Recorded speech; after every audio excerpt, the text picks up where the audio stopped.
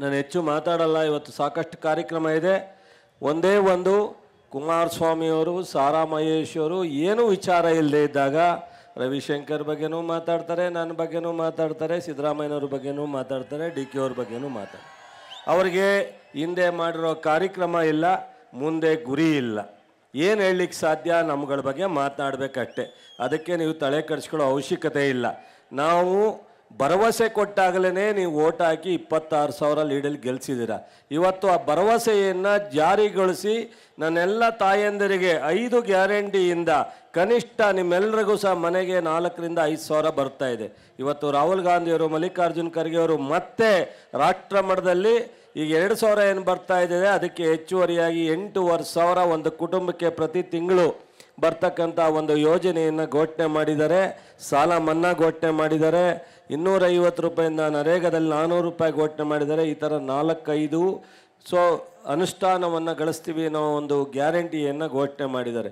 ಇವೆಲ್ಲವೂ ಸೇರಿದ್ರೆ ಇಡೀ ಜೀವನ ಯಾವುದೇ ತೊಂದರೆ ಇಲ್ಲದಲೇ ಜೀವನವನ್ನು ನಡೆಸ್ತಕ್ಕಂಥದ್ದಕ್ಕೆ ಸುಸ್ಥಿರವಾದಂಥ ವಾತಾವರಣ ನಿರ್ಮಾಣ ಆಗುತ್ತೆ. ಇವತ್ತು ಅವರು ಯಾವ್ಯಾವ ಕಾರಣಕ್ಕೆ ಯಾರ್ಯಾರನ್ನು ದೂರ್ತಾರೋ ಗೊತ್ತಿಲ್ಲ. ಆದರೆ ಅದನ್ನೆಲ್ಲ ನಾವು ರಾಜಕೀಯ ವೇದಿಕೆಯಲ್ಲಿ ಹೇಳೋದು ಬೇಕಿಲ್ಲ. ಚುನಾವಣೆ ಆದಮೇಲೆ ಮೈಸೂರು, ಮಂಡ್ಯ ಭಾಗದಲ್ಲಿ ಒಂದು ಸಭೆ ಮಾಡಿ ಅವರು ಬರಲಿ, ನಾವು ಇದೇ ಥರ ಅಲ್ಲೊಂದು ವೇದಿಕೆ ಇಲ್ಲೊಂದು ಸ್ಟೇಜ್ ಮಾಡಿ ಉತ್ತರ ಕೊಡೋಣ.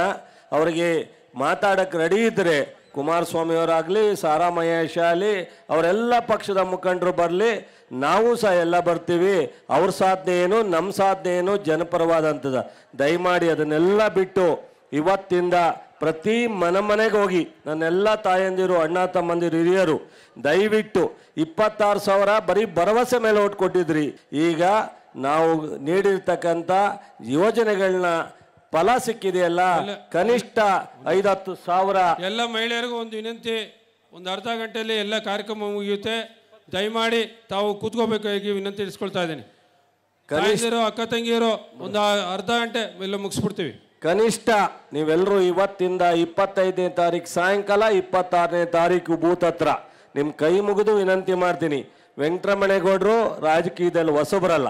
ನಮ್ಮ ಜೊತೆಯಲ್ಲಿ ಕಳೆದ 20 ವರ್ಷ ರಾಜಕೀಯದಲ್ಲಿ ನಮ್ಮ ಜೊತೆಯಲ್ಲಿ ಸಹಕರಿಸಿದ್ದಾರೆ. ಇವತ್ತು ಅವರ ಅಣ್ಣನೂ MLA ಆಗಿದ್ದಾರೆ, ಗೌರಿಬಿದನೂರು. ಅವರ ಸ್ವಂತ ಅಳಿಮಯ್ಯನೂ ಶರತ್ ಬಚ್ಚೇಗೌಡ MLA ಆಗಿದ್ದಾರೆ. ಅವರಿಗೆ ರಾಜಕೀಯದ ಅನುಭವ ಇದೆ, ಒಳ್ಳೆ ಉದ್ಯಮಿ ಇದ್ದಾರೆ. 2-3 ಸಾವಿರ ಜನ ನೌಕರಿ ಉದ್ಯಮ ಅವರ ಕೆಲಸ ಮಾಡ್ತಾ ಇದ್ದಾರೆ. ಈ ಕ್ಷೇತ್ರದಲ್ಲಿರ್ಬೋದು, ಪ್ರತಿ ಯಾರು MP ಗೆ ಬಂದಿದ್ದಾರೆ ನಮ್ಮ ಮಾಜಿ ಮುಖ್ಯಮಂತ್ರಿಗಳು, ಅವರು ವರ್ಷಕ್ಕೆ ಒಂದ್ಸಲೂ ನಿಮ್ಮ ಹತ್ರ ಬರ್ಲಿಕ್ಕೆ ಸಾಧ್ಯ ಆಗಲ್ಲ. ವೆಂಕಟರಮಣೇಗೌಡರು ತಿಂಗಳಿಗೆ ಒಂದು ದಿವಸ ರವಿಶಂಕರ್ ಜೊತೆ ಬಂದು ನಿಮ್ಮೆಲ್ಲರ ಕಷ್ಟ ಸುಖದಲ್ಲಿ ಸ್ಪಂದಿಸ್ತಕ್ಕಂಥ ಕೆಲಸವನ್ನು ಮಾಡ್ತಾರೆ. ಸಿದ್ದರಾಮಯ್ಯನವರು, ಡಿ ಕೆ ಶಿವಕುಮಾರ್, ರವಿಶಂಕರ ಎಲ್ಲ ಥರದ ಅಭಿವೃದ್ಧಿಗೆ ಕೈ ಜೋಡಿಸ್ತಾ ಇದ್ದಾರೆ. ನಾನು ಸಹ ಭರವಸೆ ಕೊಟ್ಟಿದ್ದೀನಿ. ಈ ಕ್ಷೇತ್ರದ ಮಂಡ್ಯ ಜಿಲ್ಲೆ ಅನ್ನೋ ಭಾವನೆ ಇಟ್ಕೊಂಡೆ ನಾವೆಲ್ಲ ಕೆಲಸ ಮಾಡ್ತೀವಿ.